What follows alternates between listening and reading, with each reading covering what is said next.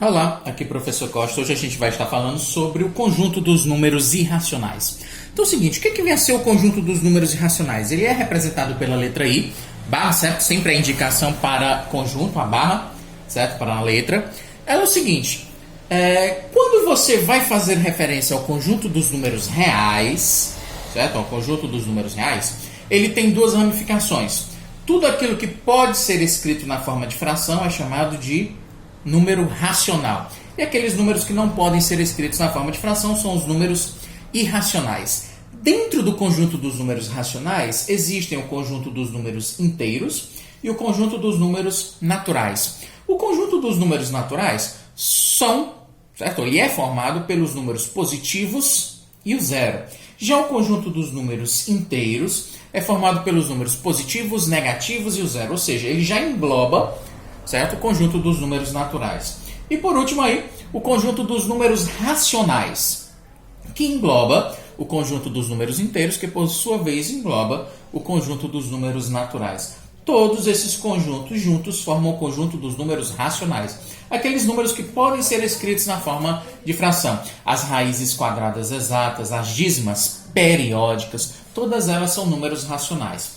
E fora daqueles números que não se encaixam nos naturais, nos inteiros ou ainda nos racionais, existe o conjunto dos números irracionais, certo? Que são formados por dízimas aperiódicas, certo? Dízimas que não possuem período, aquelas com infinitas casas que não se repetem, certo? Ou ainda as raízes quadradas inexatas, raiz quadrada de 2, raiz quadrada de 3 e por assim diante, e aí por diante.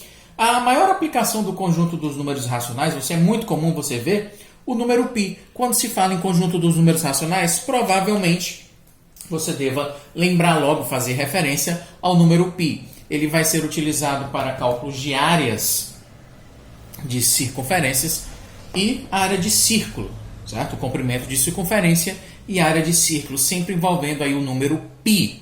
Ok, que para efeitos didáticos nós vamos classificá-los como 3,14. Mas ele é um número irracional, ou seja, ele tem infinitas casas e elas não se repetem. É 3,14, 15, 9, 6, 2 e vai. São infinitas casas, como eu já repito, e elas não se repetem.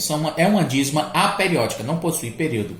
Assim como também o número π, você vai ter as raízes quadradas inexatas. As raízes que não possuem um valor exato. A raiz quadrada de 2, a raiz quadrada de 3, a raiz quadrada de 5 e assim sucessivamente. Todas as dízimas aperiódicas são exemplos de números irracionais. Ok? Essas são as informações que nós temos hoje para o conjunto dos números irracionais. Então, lembrando, o conjunto dos números reais ele é formado por dois conjuntos. Os conjuntos dos números racionais e o conjunto dos números irracionais. Racionais são escritos na forma de fração.